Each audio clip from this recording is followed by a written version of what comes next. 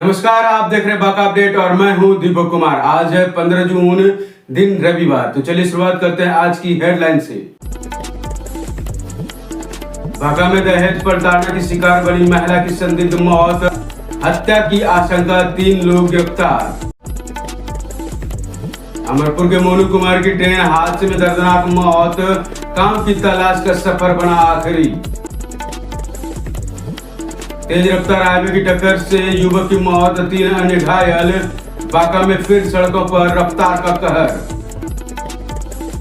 महिलाओं को जागरूक करने के लिए बेलहर में चलाया गया महिला संवाद कार्यक्रम, अब तक हजारों महिलाओं की भागीदारी। पशुपालकों के लिए खुशखबरी, टोल फ्री नंबर 1962 से मिल रही सरकारी योजनाओं की जानकारी। अब खबर विस्तार से। बांका जिले के चानन प्रखंड अंतर्गत पांडेडी गांव में 25 वर्षीय प्रियंका पांडे की संदिग्ध स्थिति में मौत हो गई। प्रियंका की शादी 2022 में हुई थी, लेकिन शादी के बाद से ही उस पर 5 लाख दहेज मांग को लेकर मानसिक और शारीरिक रूप से प्रताड़ित किया जा रहा था। प्रियंका के परिजनों का आरोप है कि ससुराल वालों ने उनकी हत्या कर दी है और इसे आत्महत्या करने का रूप देने की कोशिश की गई। पुलिस ने पति, सास और ससुर को गिरफ्तार कर लिया है। एसएफएल टीम ने साक्ष्य जुटाए हैं और मामलों की जांच की जा रही है। मृतका की 9 माह की बच्चे को मायके वालों को सौंप दिया गया है। 2022 में, जून 2022 में। किस तरह का बनाव था? बनाव शुरू में कुछ वैसा नहीं था, लेकिन बाद में लोग दहेज को लेकर के प्रताड़ित करते थे। बार बार हम लोग गांव समाज परिवार को लेकर के कई बार समझाने का प्रयास किए, लेकिन ये लोग नहीं उस विषय को समझ पा रहे थे। कई बार हम लोग आर्थिक सहयोग भी किए, हम लोग की उतनी क्षमता नहीं थी कि इन लोगों के अनुरूप हम लोग कुछ दे सकें, लेकिन हम लोग जो कुछ भी था सामर्थ्य उस अनुरूप सब कुछ दे करके ही विदा किए थे। फिर इन लोगों का लालच बढ़ता गया और ये लोग हमेशा बदतमीजी करता रहा। हम लोग जब जब आते थे तब तब ये लोग लड़ाई झगड़ा करता था। हम लोग 2 दिन पहले भी विवाद हुआ, उसको फिर समझाने के लिए हमारे पिताजी आए, जब हम लोगों का आश्वासन दिया कि अब ऐसा कुछ नहीं होगा, आप विश्वास करके जाइए। जबकि हम बोले कि भी जब ऐसी बात है तो कुछ दिन जाने के लिए दीजिए। क्या उम्मीद है कि उसको मार दिया गया है कि अपने? पूरी उम्मीद ही नहीं, विश्वास है कि लोग के मिल करके उसको मार दिया है और मामला को बदलने का। हम लोग इसके सास ससुर, पति और दोनों ननद को आरोपी बनाए। दोनों ननद भी बाहर से इसका सपोर्ट किया करते थे, माँ बाप को उकसाते थे लड़ने झगड़ने और मारपीट करने। आपका क्या नाम? मेरा नाम विवेकानंद। घर कहाँ है? कल्याणपुर, बिहार। अमरपुर शहर निवासी मोनू कुमार की भागलपुर रेलवे स्टेशन पर ट्रेन से कटकर मौत हो गई। मोनू दिल्ली में मौसी के घर काम की तलाश में जा रहे थे। घटना के बाद परिजनों का रो रो कर बुरा हाल है। रेलवे प्रशासन ने जांच शुरू कर दी है और सबको पोस्टमार्टम के लिए भेज दिया गया। दिल्ली जाके कमाए वास्ते। की नाम छे लड़का? मोनू। तो उनको की होला? पापा। की नाम छे? मोनू। तोरा नाम की होला? हमरा नाम राजकुमार गुप्ता। केना की घटना है? घर जाए के लिए मत बाहर जाए के। तोरा कैसे सूचना मिल रही? जानकारी केना मिलना? हम आए 5:30 बजे फेरी से। केना जानकारी मिलना? उनको मम्मी बोल लगे मोनू जा रहे थे बाहर। मतलब रास्ता में जाते समय हादसा हो गया ना? हाँ। धोरैया पंजवारा मुख्य मार्ग पर एक तेज रफ्तार हाईवा ने ऑटो के पीछे से टक्कर मार दिया, जिससे सुमरित गोस्वामी की मौके पर ही मौत हो गई। 3 अन्य गंभीर रूप से घायल है। सुमरित का परिवार का भरण पोषण भिक्षाटन से किया जाता है। घटना के बाद स्थानीय लोगों ने दोषी वाहन चालकों की पहचान कर सख्त कार्रवाई करने की मांग की है। बेलहर प्रखंड के घोर बहियार पंचायत में महिला संवाद कार्यक्रम का समापन सफलतापूर्ण संपन्न हुआ। इस अभियान में अब तक 32,000 से अधिक जीविका दीदियों ने भाग लिया। सरकारी योजनाओं की जानकारी देने के साथ साथ महिलाओं की राय भी दर्ज की गई है, जिसे आगे की नीति निर्माण प्रक्रिया में शामिल किया जाएगा। अमरपुर थाना परिसर में सीआई राजेश झा की उपस्थिति में जनता दरबार का आयोजन हुआ। रामचंद्रपुर और कटियामा से जुड़े 2 भूमि विवाद का निष्पादन किया गया, जबकि अन्य 2 मामलों अगली सुनवाई की तिथि तय की गई है। कि हम लोग के समझाने से समझेगा। समुखिया मोड़ के पास एक बाइक सवार युवक युवती वाहन की टक्कर से गंभीर रूप से घायल हो गए। दोनों का इलाज के लिए सदर अस्पताल में भर्ती कराया गया। पुलिस मामले की जांच कर रही है। बिहार सरकार ने पशुपालकों के लिए एक नई सुविधा शुरू की है। किसान टोल फ्री नंबर 1962 पर कॉल कर पशु स्वास्थ्य, टीकाकरण और सरकारी योजनाओं की जानकारी प्राप्त कर सकते हैं। यह सुविधा सुबह 9 बजे से शाम के 6 बजे तक उपलब्ध है। स्थानीय किसान राम नरेश यादव ने बताया कि इस सेवा से उनकी बकरी का इलाज संभव हो सका।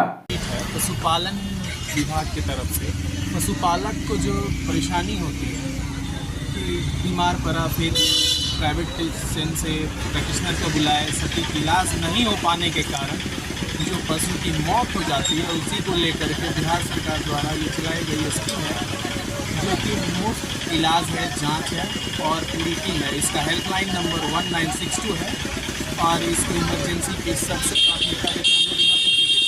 ऐसे एक पंचायत के 2 गाँव में हर एक दिन हमारा विजिट होता है जिसमें हम लोग कैंप लगा करके जानवर का इलाज करते हैं और जो भी तरह का इलाज होता है वो हर एक तरह से जाँच करके उसके बाद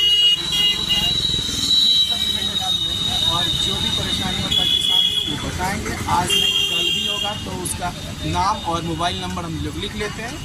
जिसका कि कॉल वहाँ नहीं लग पाता है उसको हम लोग खुद से उसका नाम और मोबाइल नंबर भेज के उसका केस ID मंगाते हैं और फिर उसको सुविधा देते हैं, जिस कारण से कि उसको लाभ मिले और पशुपालन में बढ़ोतरी हो। क्या नाम बताएं? पारावे कमलराज। एक आम पब्लिक जो है कैसे इस चीज़ का लाभ ले पाएगा अपने पशु के विषय में? हम डॉक्टर अख्तर, ये अमन, परवेज, ये देवर, हम लोग की एक टीम है मोबाइल बच्चे टीम। ये सिर्फ अमरपुर नहीं पूरे इंडिया में स्कीम चल रही है। तो हर एक ब्लॉक में एक एक यूनिट दिया है। इसमें ये 3 स्टाफ हैं। ये मोबाइल वेटनरी की गाड़ी है। इसमें सारा ट्रीटमेंट करने का सामान है, मेडिसिन है, ऑपरेशन का सामान है। तो इसमें जो है हम लोग को हर एक दिन में 2 बच्चे कवर करना है, उनकी अवेयरनेस की, उनकी जागरूक करना। इसी बीच में असल मेन हम लोग का जो मुद्दा है, मेन मुद्दा है प्रचार के बाद में कि इमरजेंसी को बहुत ही ज़्यादा सीधे सड़क है। तो ये एक नंबर है 19 बार हेल्पलाइन नंबर। इससे फार्मर जो है, किसान जो है वो कॉल करेंगे। तो कॉल या कि पटना में उनके नाम पर हर एक लोग तो वो हम लोग की टीम को बोलेगा कि वहाँ से आपको किस नाम का आदमी है, इसका मोबाइल नंबर ये है, इसका इस नंबर इसको जो पर्सन हम लोग अवेयरनेस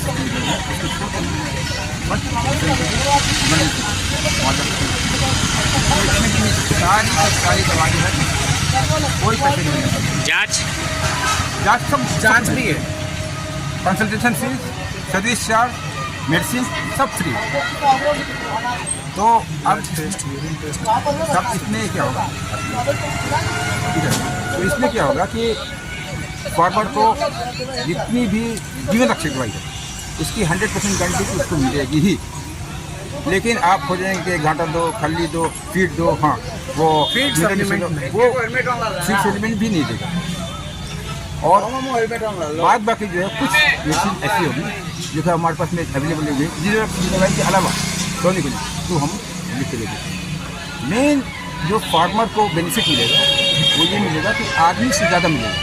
आदमी बीमार पड़ता गाँव में तो 112 नंबर में कॉल करके एम्बुलेंस लगता और तो वहाँ में हॉस्पिटल। यहाँ पर क्या है कि वो 119 पे जो कॉल करेगा तो उसके घर पर ही ये पूरा का पूरा एम्बुलेंस नहीं पूरे हॉस्पिटल के साथ 5 वार्ड सदस्य एवं 5 पंच की पदों के लिए उपचुनाव की अधिसूचना जारी हो चुकी है। नामांकन की प्रक्रिया 14 जून से शुरू हुई। हालांकि पहले दिन कोई पर्चा दाखिल नहीं हुआ। मतदान 9 जुलाई को होगा और मतगणना 11 जुलाई को। प्रशासन स्वतंत्र और निष्पक्ष चुनाव कराने के लिए तैयार है। पंचायत उपचुनाव को लेकर आज से जो है नामांकन जारी है, क्या क्या शेड्यूल है जरा बताया जाए। शेड्यूल है कि आज से नॉमिनेशन स्टार्ट है, 20 तारीख तक नॉमिनेशन चलेगा।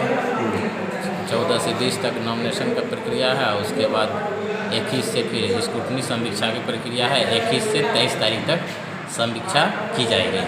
उसके बाद जो है नाम वापसी का डेट 24 से 25 तक रखा गया। 24 जून से 25 जून तक नाम वापसी का रखा गया है। उसके नाम वापसी के बाद उसका जो है मतदान की तिथि जो है 9 जुलाई को दिया गया है। उसके पहले अभ्यर्थी वापसी के पश्चात जो अंतिम रूप से अभ्यर्थी बचेंगे उसका सूची का प्रकाशन और प्रतीक आवंटन 26 जुलाई को किया जाएगा। 26 से 25 को अंतिम अभ्यर्थी की सूची जारी की जाएगी। उसके बाद 9 जुलाई को मतदान की प्रक्रिया है।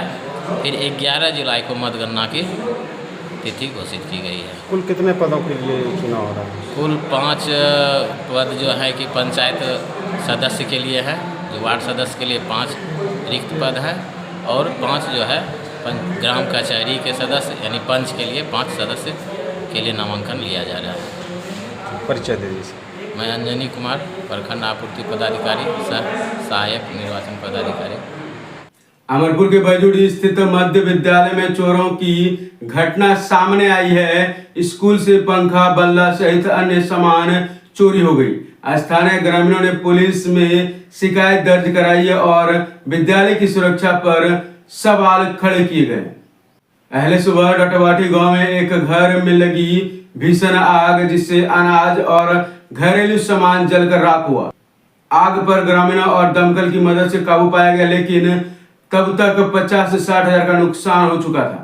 पीड़ित परिवार ने मुआवजे की मांग की है। तो ये थी आज की प्रमुख खबरें। बांका और आसपास के हर अपडेट के लिए देखते रहिए बांका अपडेट। अगर आप हमें YouTube पर देख रहे हैं तो चैनल को सब्सक्राइब जरूर करें, और अगर Facebook पर तो पेज को फॉलो और लाइक करना ना भूलें।